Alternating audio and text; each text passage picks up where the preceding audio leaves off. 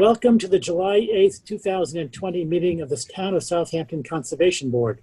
In accordance with the Governor's Executive Order 202.1, all of the board's meetings will be held remotely via video conference until further notice, so we ask the public to continually check the town's websites for updates and new information. The link to participate in this meeting via Zoom can be found on the town's website. This meeting is also being live streamed on the town's website. If you do not wish to speak at the live meeting, but you would like to submit comments for the public record, the link to submit comments can also be found on the town's website. Board members who must recuse themselves from any application will state on the record, so will be removed from the meeting until the end of the discussion and vote on the application. Also, as a reminder, we ask that applicants and their agents please state their name and address for the record. I'd also add that I would ask each board member to use your hand as well as your voice when voting so that we can see, because sometimes there is a delay between the audio and the visual.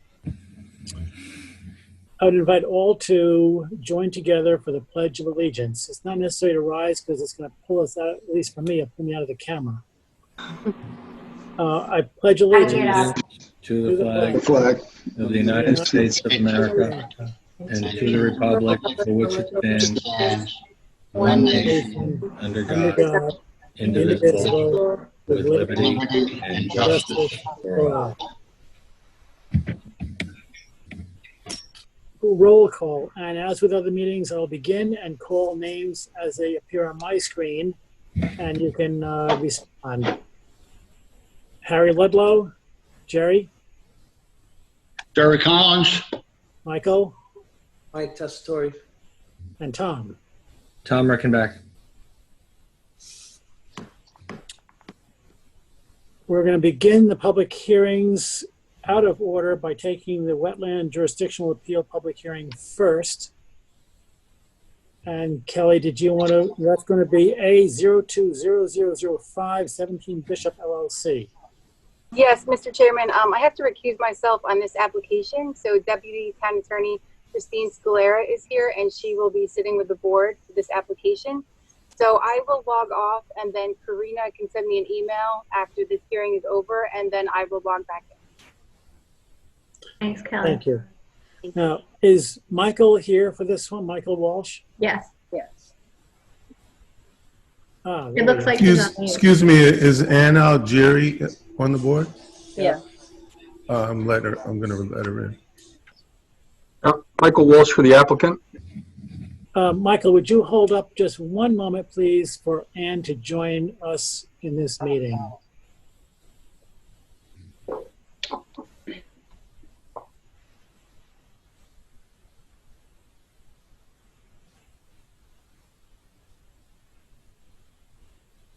Hi, Ann. And you have to unmute yourself. Okay. Great. Hi. Okay. Ann, I can hear you, but I can't see you. But I only have nine. I only have 9 slots. I don't know if I can adjust this. She is on. Okay. All I right. have a grade of 12. Welcome. And is there anything I can do to get 12? gallery view, top right. Go up to the top right. Oh, top right. It says REC in red. What does that mean? That means record. Odd. There should be a little box inside a box. Should be on the other side. Let's see. It says speaker view or gallery view.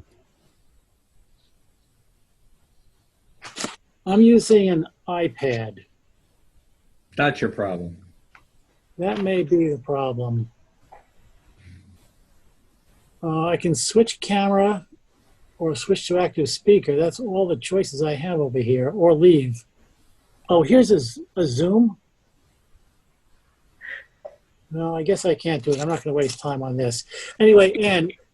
Yes. You just muted yourself. Ah. You just don't have enough space. Okay. And we just began the meeting. We did the Pledge of Allegiance. We have not accepted any minutes, but we can do that later. Okay. So I introduced the Wetland Jurisdictional Appeal public hearing for 17 Bishop LLC, and Kelly has recused herself, and now Michael Walsh has the floor. So go ahead, Michael. Thank you, Mr. Chairman. I reviewed the affidavits of postings and certifications of mailings, and we have jurisdiction. Thank you. Okay, thank you. It's nice to see you. This is my first Zoom meeting with you. I enjoy it much more in person, Mr. Chairman. I assure you of that. Notwithstanding, I think we're going to be going through some of the familiar topics that we discussed during your meetings when I'm before you with my clients. This particular case is a jurisdictional appeal. So what does that tell us? It tells us that we have an absolute fundamental disagreement with some of the familiar topics that we discussed during your meetings when I'm before you with my clients. This particular case is a jurisdictional appeal. So what does that tell us? It tells us that we have an absolute fundamental disagreement with the determination that was rendered back on January 3rd, 2020 by Martin E. Shea, your chief environmental analyst. And what was the basis of his determination? If we look at the letter that he filed, which constitutes the denial that's on appeal, what Mr. Shea contends is that there were wetlands plants that existed landward of the bulkhead at the site. If we look at the that's what he said in his, can you hear me? Am I coming across loud and clear? You're doubling. There's like a double echo after you're speaking. Charles? There were wetlands plants that existed. Maybe shut your phone off, Mr. Walsh. No, I've got no phone here, nothing. That's just the Mute there. just the computer. You're doubling. There's like a double echo after you're speaking. Charles? Should everyone mute themselves? Nothing I can do. Yeah, that It's the helps internet. sometimes. No phone here, nothing. Just the computer. Yeah, there's some sort of a delay. Can you hear me now?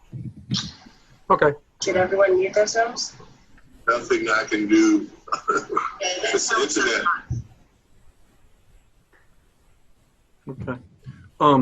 So we have a fundamental disagreement on what's been written in the denial, which again, there was one basis for the denial that was filed on January 3rd, 2020, and that was that there were wetlands landward of the bulkhead at the site. When we reviewed that flagging, we concluded otherwise. How do we conclude that? If you go out to the site and you look at where flags are placed, there were wetlands landward of the bulkhead at the site. When we reviewed that flagging, we concluded otherwise. How do we conclude that? If you go out to the site and you look at where flags are placed,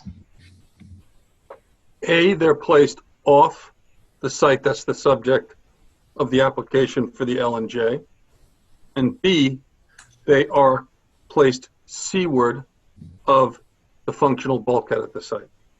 We've already obtained an L&J letter from the New York State DEC off the site that's the subject of the application for the L&J, and B, they are placed seaward of the functional bulkhead at the site. We've already obtained an L&J letter from the New York State DEC. And the question of the functionality of the bulkhead is not an issue in this case. It's a functional bulkhead. The only issue is, for the board to decide, is whether or not that bulkhead meets the criteria for an LNJ. What are the criteria? The bulkhead has to be 100 feet minimum. Of the functionality of the bulkhead is not an issue in this case. It's a functional bulkhead. The only issue is, for the board to decide, is whether or not that bulkhead meets the criteria for an LNJ. What are the criteria? The bulkhead has to be 100 feet minimum feet.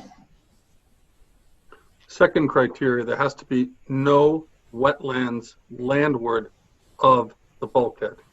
Aram Tertunian, who's our environmental consultant, who filed the original request for the LNJ, concluded, 1, the bulkhead is in excess of 100 feet. Criteria to be no wetlands landward of the bulkhead. Aram Tertunian, who's our environmental consultant, who filed the original request for the LNJ, concluded, 1, the bulkhead is in excess of 100 feet. 2. So if you look at the correspondence that we submitted, Aram submitted a letter last Thursday. I submitted an initial letter. There was a response filed yesterday by Mr. Shea to our submissions, and he raises new issues in that letter. I don't think that it really changed the fundamental nature of our appeal. It certainly doesn't change. Aram submitted a record that's before you. I submitted an initial letter. There was a response filed yesterday by Mr. Shea to our submissions, and he raises new issues in that letter. I don't think that it really changed the fundamental nature of our appeal. It certainly doesn't change the record that's before you.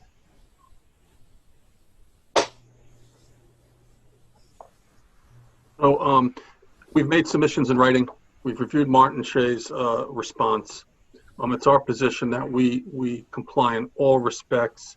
There's nothing in the statute that's been cited by Mr. Shea or anyone else that would warrant a denial of our LNJ application, and we submit to the board that we should obtain an approval at this time. It's our position that we comply in all respects. There's nothing in the statute that's been cited by Mr. Shea or anyone else that would warrant a denial of our LNJ application, and we submit to the board that we should obtain an approval at this time.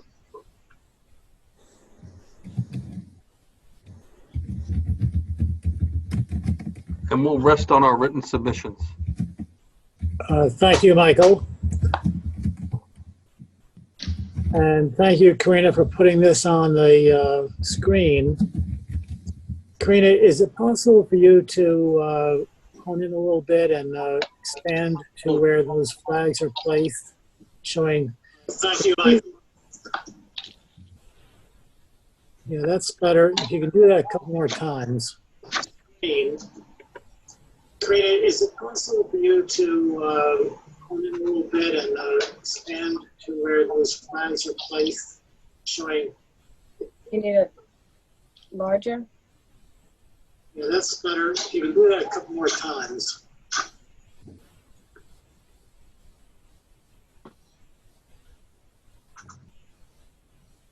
So this repeating aspect is annoying. You need it larger? That's good.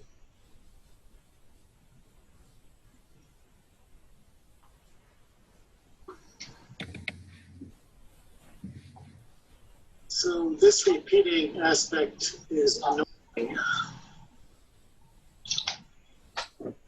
That's good.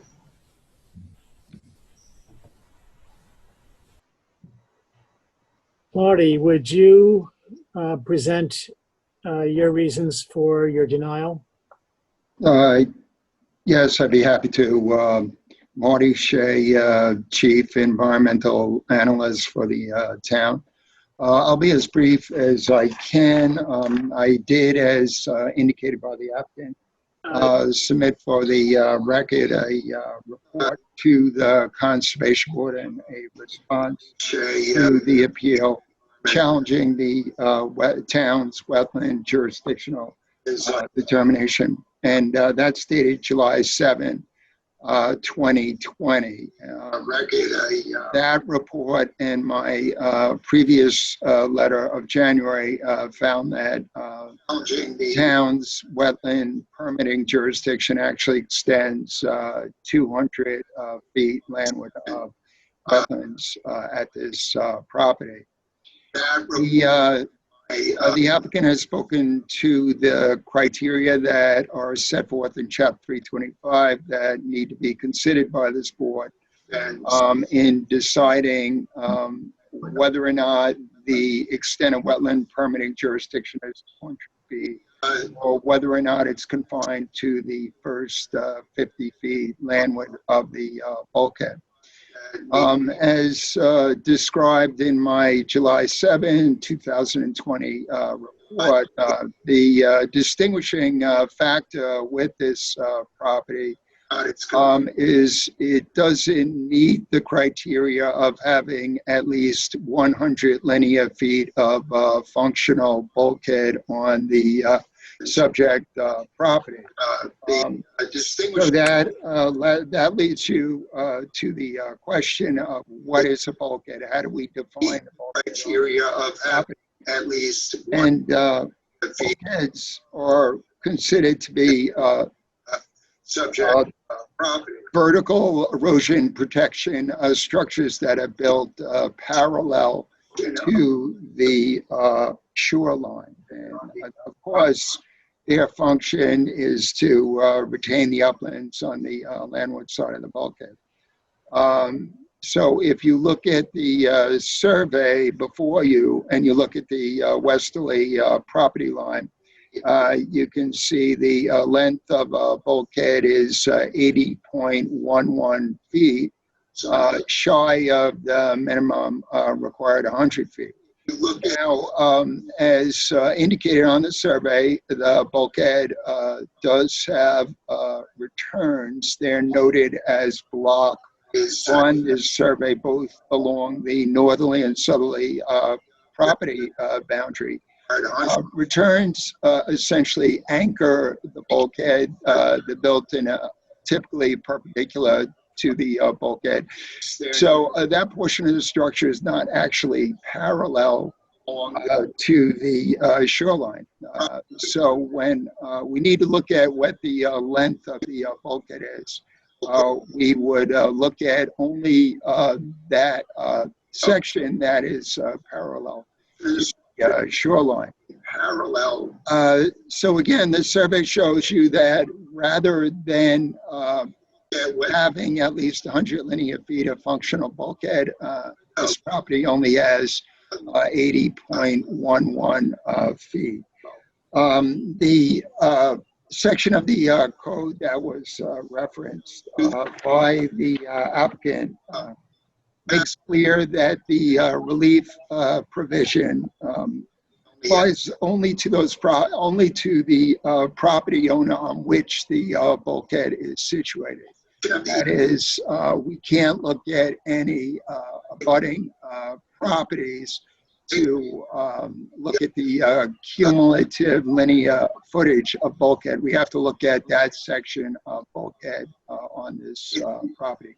And again, the distinguishing factors that this property only has 80.11 feet of bulkhead rather than the minimum required 100 feet. Accordingly, the town's extent of wetland permitting jurisdiction is 200 feet as the criteria not being made to reduce the area of jurisdiction to rather than the minimum. I encourage the board members to review the submittals of the applicant, as well as to review my July 7, 2020 report as well before making a determination on this application. Beyond that, I'm happy to answer any immediate questions and or provide additional information to the board if so warranted. Thank you. Well, before making a determination on this application. Beyond that, Someone start talking. Marty, thank you for that report. A couple of questions or a question. To the board. Is there, on the adjoining parcels, are there bulkheads that have been there since this law was initiated? There, if you look at the northerly lot, I believe there is a bulkhead on that property, but on the abutting southerly lot, there is a non-functional bulkhead in that the tide waters flow beyond that bulkhead or landward of that lot, I believe.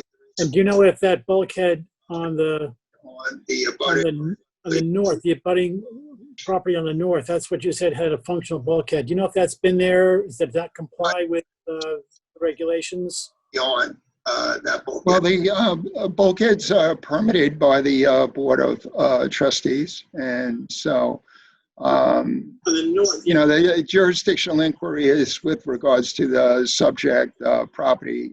I have not received any inquiries with regards to the property to the north. I should mention that the reason the applicant is seeking a letter of non-jurisdiction is not only to get a determination with regards to the portion of the property that's regulated pursuant to 5, but the applicant is seeking to construct a residential addition.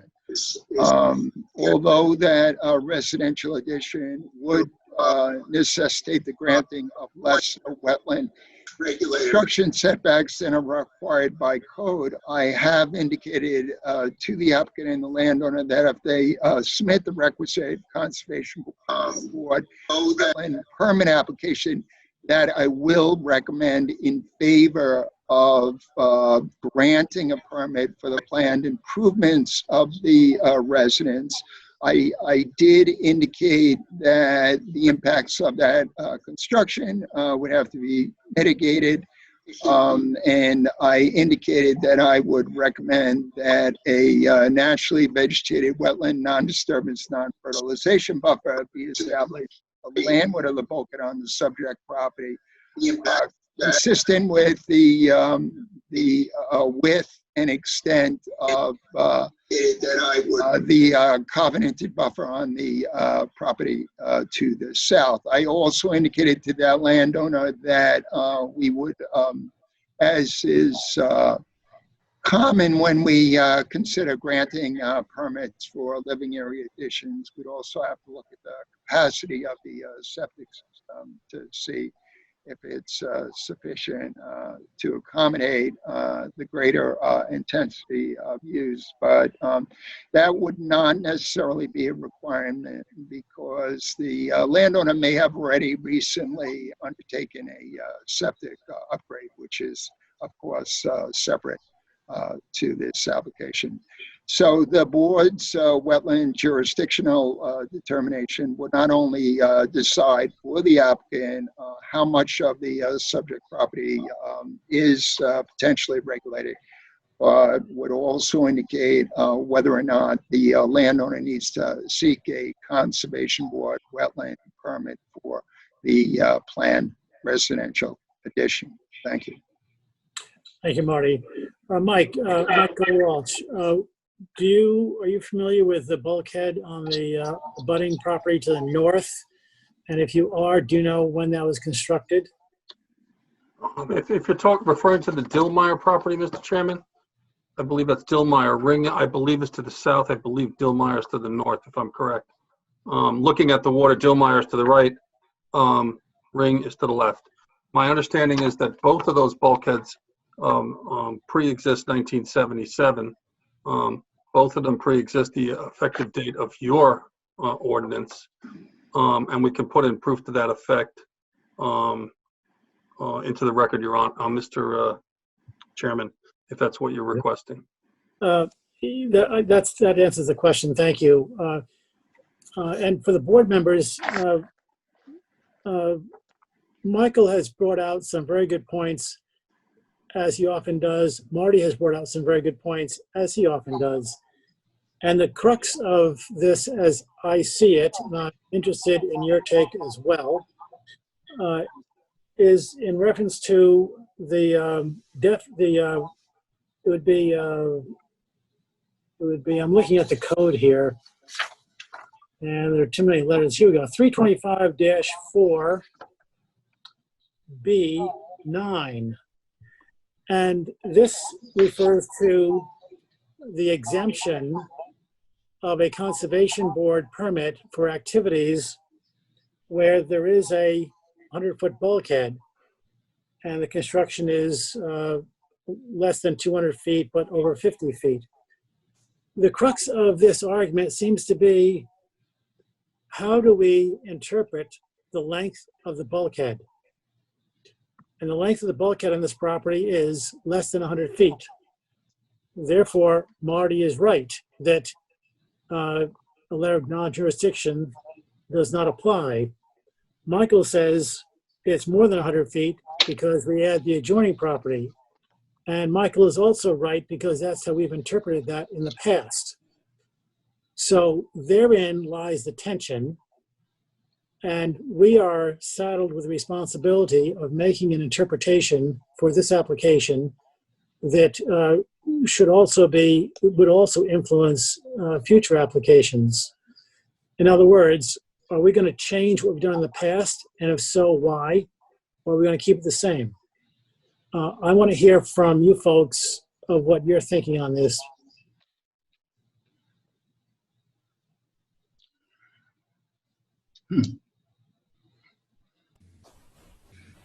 It's my recollection that we've evaluated bulkheads as they may cross over to a neighboring property owner as long as the continuous functional distance is 100 feet or greater. That's the way I recall it from the last revision that added that caveat into the code.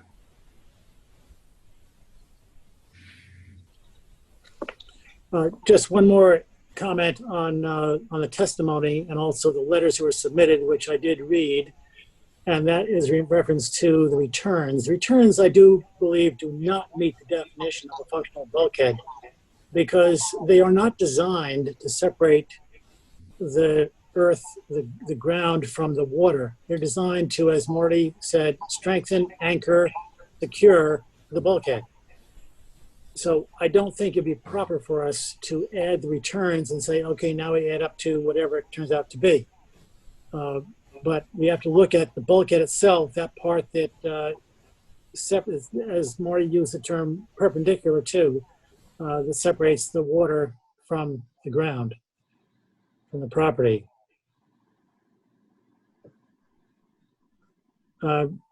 Jerry, I think you and also Michael, Mike, I think you've also been here on similar applications where we have had to make a determination where sometimes the length on the subject property is less than the 100 feet. I don't see it more than 100 feet. I'm trying to figure out where everyone's measuring from. I was just measuring it on the GIS and I'm getting like 92 feet. That's with the return as well. No, we're looking at the adjoining property. To the south? Well, I think so. I'm looking at my phone and the GIS on my phone, so I can tell north and south. But when Karina put that on the board, on the overhead, but my focus is not sufficient for me to get a whole lot of information. It looks like from the picture on my phone that there's a bulkhead on both properties next door to the subject property. It doesn't show up on the survey so much. It really takes a broader view than that.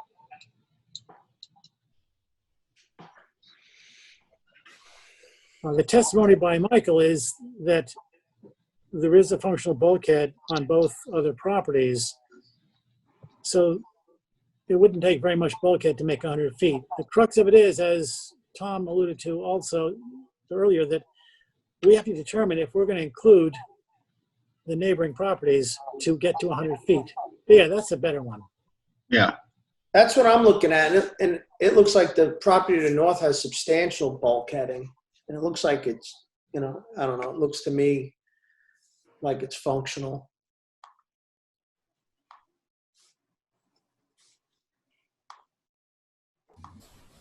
Yeah, I agree. The properties to both sides, both neighboring properties seem to have a continuous bulkhead. I also would not include the returns in your measurement, but I don't think that's an issue with looking at both properties that adjoin. As long as those bulkheads are also functional.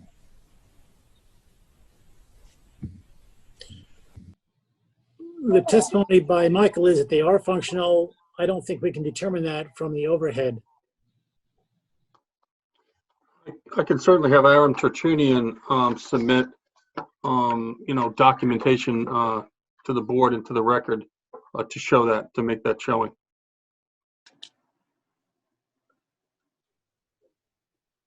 Does any board member live nearby there or can visit that? I can go tomorrow. Okay. Great, Mike, I would ask that you would do that. Okay. And what I would, let's see, what I would like to, well, before I get ahead of myself, Anne, I assume you can hear all this testimony, but I haven't heard from you. Do you have anything you want to add to this, or? I don't have a problem taking into account the neighboring bulkheads. If the property is only 80 feet or 90 feet, there's no way that they could meet the requirement of 100 feet. But it does have to be continuous, and it does have to be functioning. And as you have okayed it in the past, I would be comfortable with that in this situation. Thank you, Anne. I'd have to agree with Ann. First of all, I don't think the return should be counted. But if you have two functional bulkheads on each side of the property that are functioning well, like she said, he can't make the 100 feet. So as long as it's one continuous, I don't have a problem with it at all. So, Michael, what the hitch here is to determine that there's 100 feet of functional bulkhead. So if you can inspect that tomorrow. Yes, and sir. if you could, and then what I would request is that we close this hearing with a 10-day written comment period so that you can write a letter into the record to confirm or deny the existence of 100 feet. That is, find 20 more feet of bulkhead continuous with the subject property on either one side or the other. Yep. And then, yes, Marty. Yeah, just if I may, I would just ask that the board read the reports on file, both the reports that were submitted by the landowners consultants, as well as the report that I submitted for the record before making a determination on this matter. Thank you. Okay, we can close this then and make, I'd like all your board members to read those reports, and we don't need to make a determination until probably the next meeting. We typically do we have to make a decision within 45 days. So be prepared to make a decision and perhaps even have a discussion if there's questions from those reports. Is there anyone in the public, Charlie, to speak on this? There's no one. Is there a motion to close this hearing with a 10-day written comment period? I gotta forget my own rules. Harry, aye. Michael. Aye. Jerry. Aye. Tom. Aye. And Ann. Aye. Thank you. Thank you very much. And we'll move. So long, Mike. And then we can get, thank you, Christine, for sitting in. And now we can get Kelly back. I know she wants to come back so bad. I just emailed her. Nice seeing you, Christine. Thank you, Christine. Thanks. Okay. For the Robert Latch application, A170121, is there someone here for that one? No, the applicant has requested an adjournment. The office of John Bennett has indicated that the landowner has decided to change attorneys. As such, John Bennett submitted the necessary application to request the hearing adjournment, as well as the required fee. And so what we need to do is we need to schedule an adjournment date for this hearing. Okay. What year would you like a suggested date?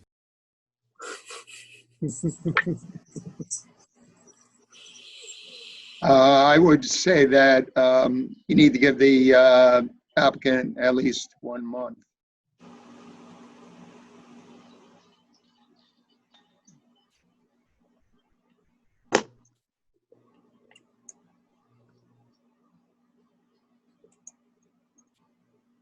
All right, my calendar shows that would be at least the 12th of August. We have I guess three it's not necessary to share everything that we're thinking in this application, but I think you suggested it, Tom. What is our, Karina, I don't have the public hearing schedule ahead of us. What does it look like on the meeting date of the 12th of August? We have 3 hearings on for the 12th of August, 19 Shinnecock, Rawson Road, and MIR Realty, which are both new applications. All right, that's enough. What about the 26th of August? The 26th, we have 2 applications. What about the 9th of September? We could have 10. And September, we have 1 hearing on. Let's do it. September's 1 hearing. Yeah, I know what you're going to say, Michael. Let's just do the 12th. What's the difference? It's just going to request another adjournment. He is. Doesn't matter what date we put him on.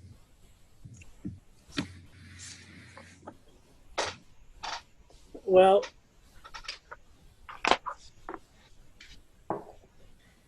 we can do that. However, I don't think you want to spend the time for, especially on Zoom, for a lengthy hearing on the 12th in case he is ready.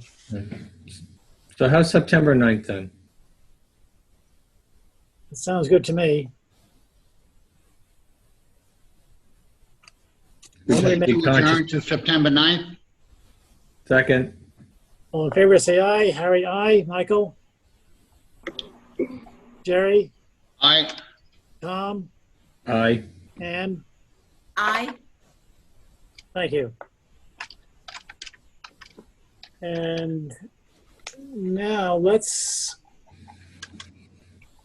look at the minutes of May 27th. Those present are Harry, Michael, Ann, and Jerry. We can approve this if you all say yeah, aye.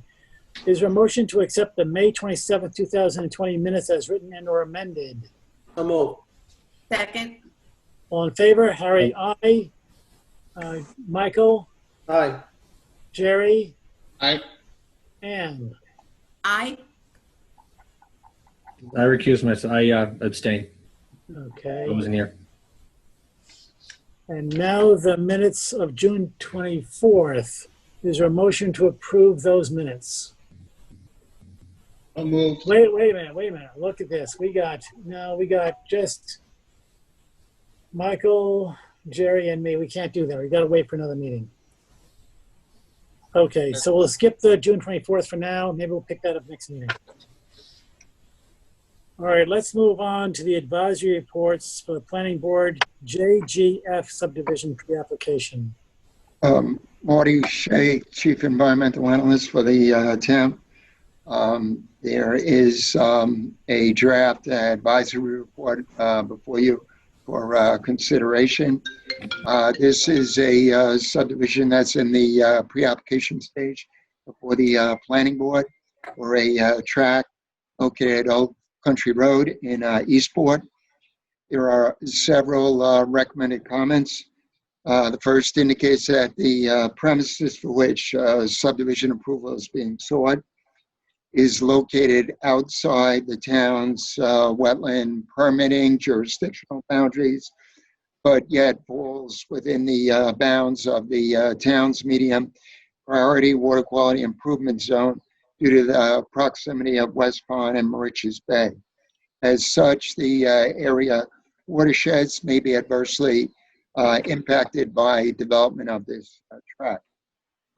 Second, the property has been mostly cleared of existing natural vegetation, with the remaining natural cover confined to the northerly portion of the tract. The site is also marked by mature standing native oaks, as well as several specimen ornamental evergreens along Old Country Road. The applicant is seeking approval of a reduced density map, which would create a total of 3 residential lots with a common drive. The Conservation Board is supportive of the map, as water quality protection would be bettered by the reduced septic effluent, so long as impervious cover and fertilized chemically dependent turf and landscaping are limited. Fourth, although the tract is located in the medium priority water quality improvement zone, the Conservation Board recommends that final subdivision approval be conditioned upon the installation of new innovative alternative on-site wastewater treatment systems. 5, there are county preserved lands on the north side of the tract, on the north side of Old Country Road, which offer scenic benefits along this section of roadway. In order to maintain this aesthetic, as well as to protect the remaining natural vegetation at the site, the Conservation Board recommends that a conservation easement be required, extending 60 feet south of Old Country Road. An historically installed guardrail back away from the main road should be removed. The photo that is before you does not actually look like the track that is before the Planning Board for consideration. So maybe we could, Karina, could you put the map up?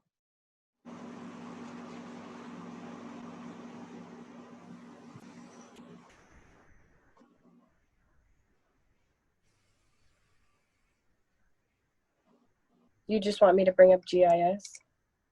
The actual plan that was referred by the Planning Board.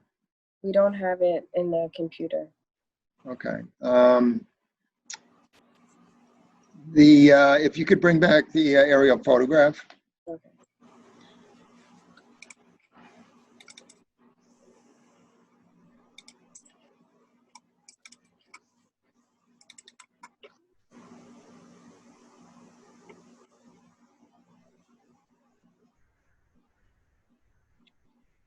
Yeah, this doesn't appear to be the tract that's being considered for subdivision, as the subject property actually has frontage on Old Country Road. So the board can either table consideration of the advisory report to the next meeting, when we'll have additional visuals, or act on the comments that are descriptive of the site conditions that would be affected by this subdivision.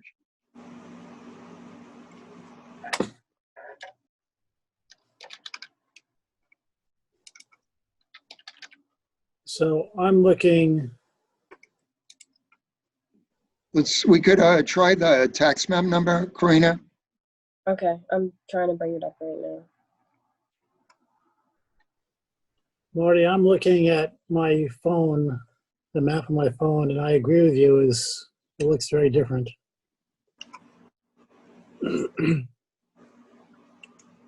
I trust your comments are applicable to the actual site, not the one that was shown on the screen.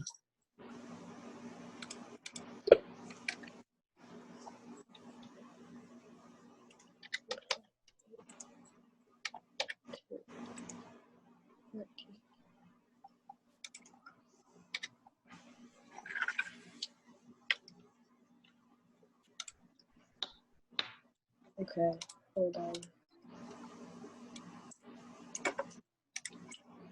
It's that triangle parcel, correct? No, I'd have to actually see the correct, There it is, triangle. there it is. Yeah, this is it. Sorry about As discussed in the advisory report, you can see the majority of the property is disturbed. And the report again is recommending that we preserve the wooded area along Old Country Road. And as indicated, this property is within a critical watershed, so also recommending that the new homes be served by IAOWTS system.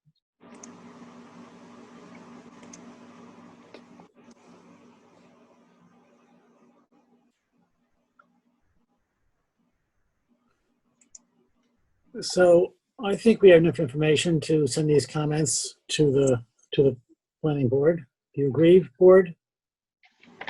If you do, let's hear a motion. Motion to send the comments to the planning board. All in favor, say aye. Second. Harry, aye. Michael? Aye. Jerry? Aye. Tom? Aye. And Ann? Aye. Thank you. The next is 45 Fanning Avenue subdivision pre-application. Marty Shea, Chief Environmental Analyst for the town again. This application relates to a planned residential subdivision on Fanning Avenue in the hamlet of Hampton Bays. There are 4 recommended advisory comments. First indicates that the premises lie within the Shinnecock Bay watershed, which is part of the state designated South Shore Estuary Reserve. These areas are, of course, marked by a history of declining water quality associated with increased upland development.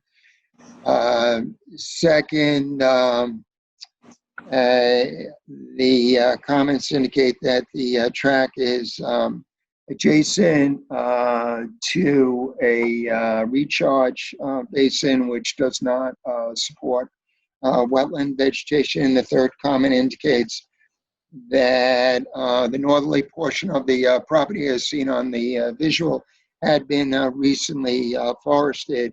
However, the landowner has since cleared that area and removed the large majority of trees and understory vegetation, thereby adversely impacting wildlife and scenic values.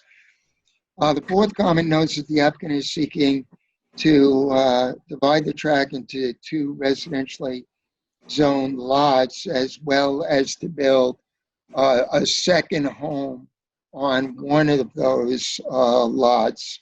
That would bring the yield to 3 residences. The comments recommend that the plans be revised to eliminate the second dwelling on proposed lot 1, so that only all told 2 lots, 2 homes would be built on this tract.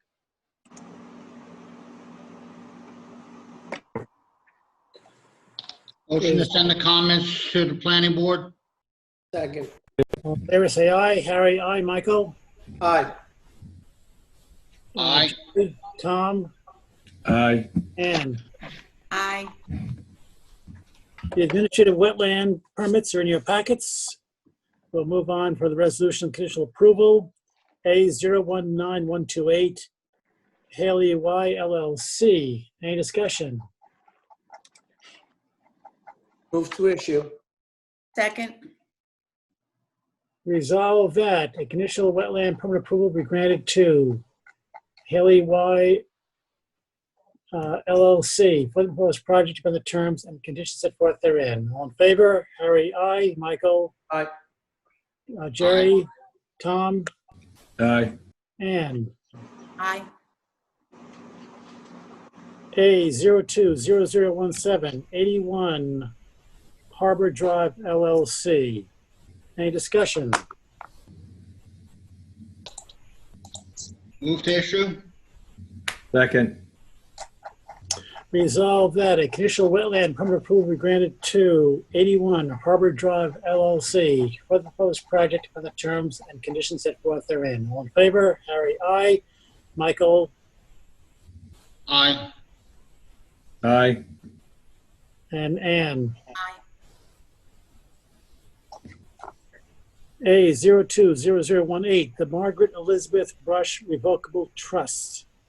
Any discussion? Move to issue. Second.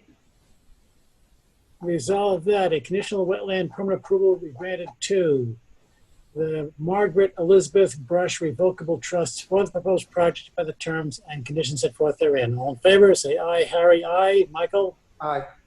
Jerry, Aye. Thomas, Aye. and Ann. Aye. A020020, Stephen Brett and Susan Brett. Any discussion? Move to issue. Second. Resolved that a conditional wetland permit approval be granted to Stephen Brett and Susan Brett for the proposed project by the terms and conditions set forth therein. All in favor, say aye. Harry, aye. Michael, Aye.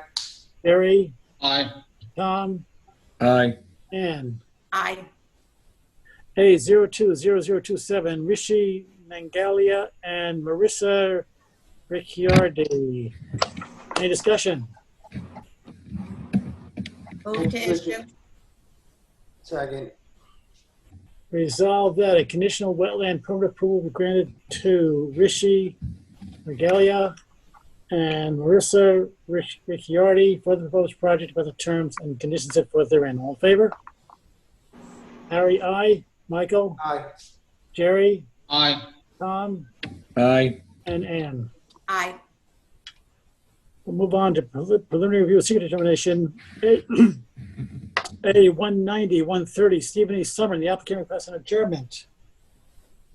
Is there a motion to adjourn? It's actually postponement. It should say postponement. Postponement, yes. Yes. Is there a motion to postpone till the next meeting? So moved. Second. All in favor? Harry, aye. Michael, Aye. Jerry, Aye. Tom, Aye. Ann. Aye. A020001, Michael Kavanaugh and Emily Kavanaugh. Marty Shea, Chief Environmental Analyst for the town. This application relates to an existing developed property in the Quayog area. The applicant is seeking a wetland permit in order to redevelop the property. There is a preliminary advisory report on file dated July 1, 2020. The action is classified as a type 2 action and as such is not subject to seeker review.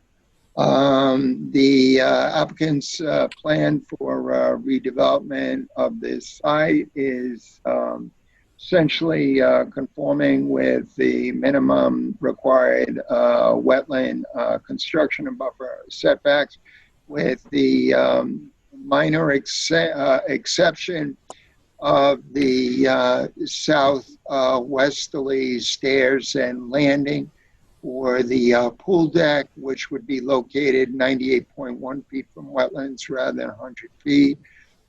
There are also dry wells that would be installed that are located at less than the required 100 feet. The applicant is agreeable to establishing a wetland preservation area inclusive of all wetlands, as well as a restored naturally vegetated wetland non-disturbance, non-fertilization buffer that extends 75 feet landward of wetlands, consistent with the requirements of the code. The advisory report recommends that the project plans be approved with modifications. Essentially, I'm asking the applicant to significantly reduce the extent of fill on this property so that the planned deposition of fill is confined to the IAOWTS as much as is possible.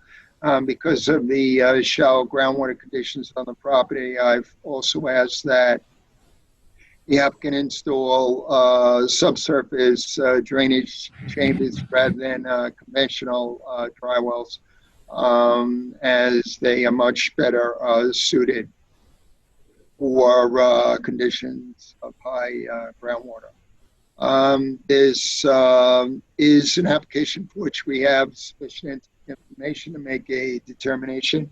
As such, recommending that the public hearing requirement be waived. Motion to waive. Second. Resolved that the Town Conservation Board hereby waives the public hearing requirement pursuant to Chapter 325, Section 325-80 of the Town Code. All in favor? Harry, aye. Michael? Jerry? Aye. Tom? Aye. Ann? Aye. A020026, Joan Standish.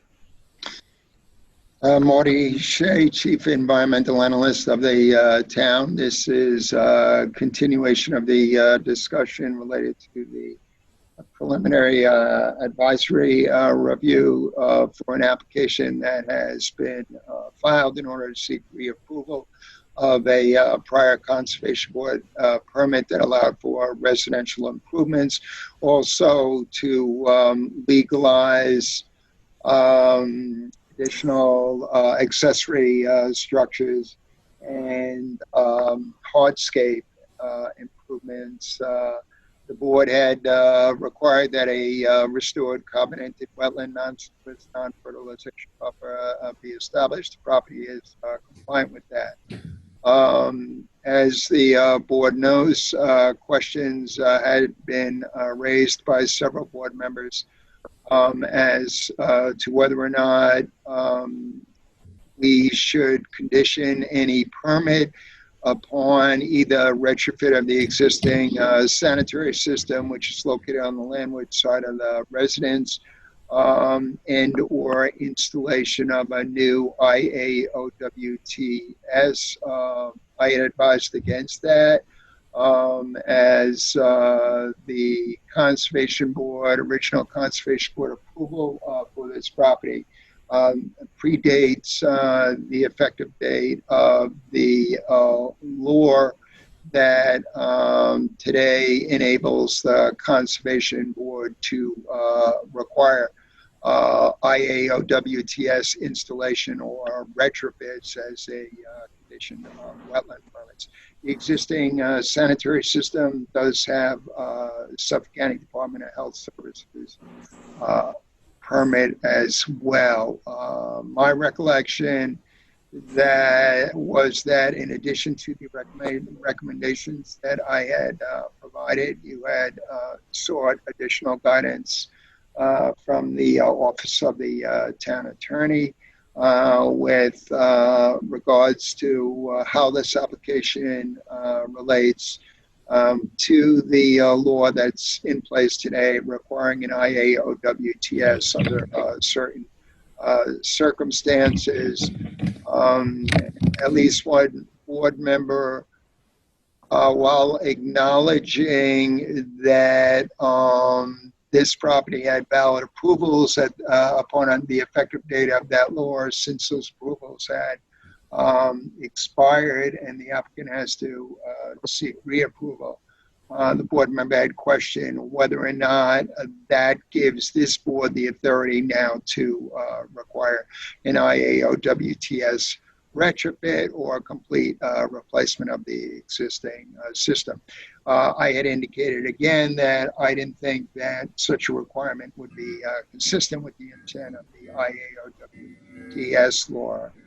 So the board had asked for further guidance from the Office of the Town Attorney.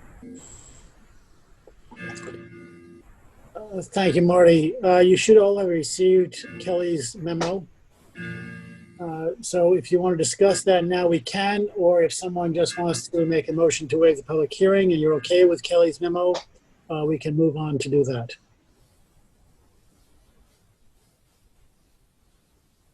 I'm satisfied with the response that that Kelly got for us. I'm okay. Me too. Thank you, Kelly, for that work. You're welcome. Thank you, Kelly. Does anybody have any further questions?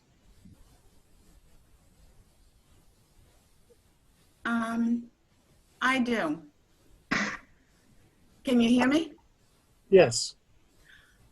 If a permit, if somebody has to resubmit a permit, does that mean, I thought then that opened everything up again. And what I'm gathering is that no, if there had been an approval given in the past and they therefore are grandfathered. Correct. But if we open it up, aren't you then subject to the new law? No, because there was a permit issued prior to the adoption of the new law. But then why do they have to resubmit an application if it was already granted? In this case, the permit had expired prior to the time that they had, well, they actually tried to seek a certificate of wetlands compliance. There were some things that had to be taken care of. Marty can elaborate on that. But the unauthorized improvements did not have to do with living area improvements. Okay. My understanding. Yeah, no, I read Marty's and I read also your letter. I had just been hoping that if you had to resubmit an application, that would then open it up, and that would be a technicality that we could use to get people to maybe use this new system. Where this property is located, it's very, very sensitive. It's right on Tiana Bay, which opens up into Shinnecock. The water's getting browner every day, and yet we seem to be tied that we can't do anything. So, I mean, if that is the law, I'll go along with it. Obviously, I have to, but I'm not very happy that somehow we don't have an opening that we can't do something. Yeah, well, I certainly agree that we want to do everything we can to better water quality in Tiana Bay because of the issues that the Bay system has right now. The law does specifically exempt or grandfather properties that have conditional approvals or permits from this board prior to the adoption date of the law. Of course, the law does not restrict your ability to require an IA or WTS system where there are no pre-existing conservation board approvals. But in this case, the record is clear. There is a pre-existing conservation board conditional approval and wetland permit, and those cases are specifically grandfathered by the law. I think that this property had a permit prior to the law for the IA-WTS system, and this is not an argument as to if they should have to put an IA system in. This is an argument that did this permit expire? And is it up to this board to allow this permit to be grandfathered in and not subject to a new permit and the laws of the new permit as of the effective date of, let's say, today, if we approved it? So here we are with a situation where the permit has expired. And one of the things that I wasn't really aware of last week was that the work was 100% performed under the old permit.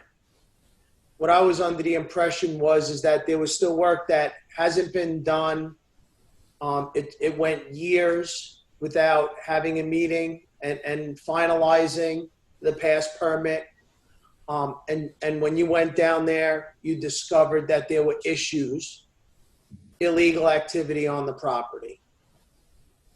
So the purpose of asking for a modification or a secret determination and to renew this permit was based on illegal activity that happened on the property, which happened from the time they had the permit to your last visit, correct? I would just offer 2 points. The activities that need to be legalized, and I think you understand this, are not living area additions.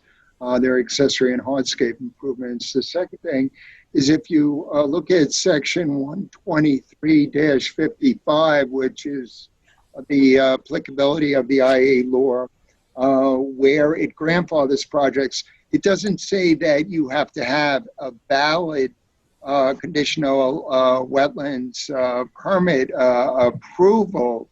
It simply says that if the applicant had received a conditional wetland permit approval or an administrative wetland permit prior to September 1, 2017, they don't have to comply with these requirements. So if you have that approval in hand, even though it expired, I think you still comply with this section, because it doesn't say that you still have to have a valid unexpired approval in hand in order to be grandfathered.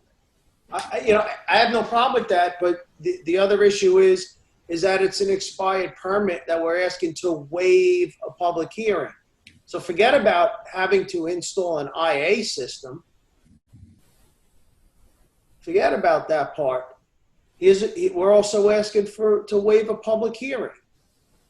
The reason I'm recommending that the hearing be waived is because the activities that need to be legalized are minor in nature. They're consistent with the footprints and setbacks that were established by the original Conservation Board permit. They're adequately mitigated with respect to impacts by the existing naturally vegetated buffer at the site. So there is, I see that we have sufficient information to make a determination without going to a hearing. I don't think that the hearing is going to bring any additional information before this board that's not before you right now that needs to be weighed in order to make a decision as to whether or not to issue a permit. The advisory report that I have on file is very descriptive in terms of the activities that need to be reapproved or legalized. So I just don't see the need or the benefit of a public hearing in this case. Okay, permit's expired. If we were to ask them to reapply, I think we'd be in a whole different position today. But the town attorney, was fine with it. You're the chief environmental analyst is fine with it. I just wanted to bring my arguments to this board to say, hey, and I'm a pro property owner, right advocate. I consider myself, one of the people on this board that is very pro property owner. I just don't like these things where, we have these technicalities where to me, it's clearly an expired permit and there's nothing that compels me to have to renew anything and grandfather anything when something's expired already. As far as I'm concerned, the rules apply the same to everybody else. And if your permit's expired, you have to apply for a new one. So. I agree with Michael.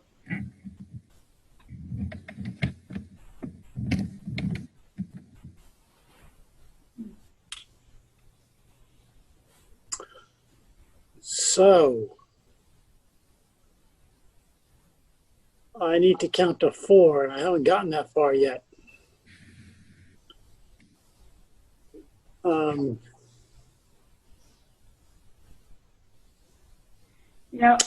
Harry, I wouldn't ask in this case. I would vote to waive the public hearing.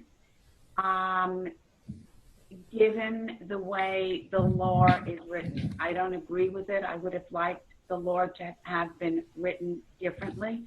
I don't think we're going to gain anything going to a public hearing. I would have liked if the applicant had to apply then for a new permit that they came in under the new guidelines, but that doesn't look like that's going to happen. So I would not ask for a public hearing. I would waive it. I would vote for waiving it. All right, thank you. Then I would entertain a motion to waive the hearing. I'll make a motion. I'll second it. Resolved that the Town Conservation Board hereby waives the public hearing requirement pursuant to Chapter 325, Section 325-80 of the Town Code. All in favor? Harry, aye. Michael? Aye. Jerry? Aye. Tom? Aye. And Ann? Aye. Thank you. A020035, Michael Titlebaum and Michelle Titlebaum. This application relates to a waterfront property in the hamlet of Remsenburg. Spionk, the application was made in order to undertake various renovations and improvements to the existing residence, to replace the existing pool and associated deck areas, as well as to build a tennis house. The applicant is also offering to install new IAOWTS on the property. You'll notice that on the southwesterly side of the residence, there is a duck lagoon where the bulkhead is not entirely functional. The bulkhead is functional around the shoreline perimeter of the remainder of the property. In that area of non-functional bulkhead, there's been a history of discard of landscape debris that has caused some significant damage in terms of the wetlands and the natural beach area in that area. I had an opportunity to meet with the new landowner and to show him the area of the lagoon that needs to be restored.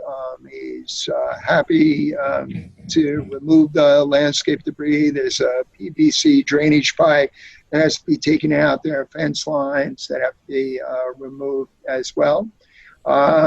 He's also amenable to establishing a covenanted wetland preservation area in that lagoon, as well as a naturally vegetated buffer that would wrap around the entire shoreline perimeter of this property. The applicant has actually voluntarily already planted various sections of the shorefront with beach grass, as there is wave over top that periodically occurs during sections of the bulkhead, and the applicant has found that beach grass is very effective in preventing flood damage to the property. So as a consequence of my site meeting with the new owner and my meeting with the applicant's consultant, they have come forward with a plan that is fully consistent with the recommended project modifications and recommended buffers. It's interesting, if you're in this area, there's an osprey nest atop the roof. This is a nest site that ospreys return to every year. It's something that the new landowner is pleased to have on his property.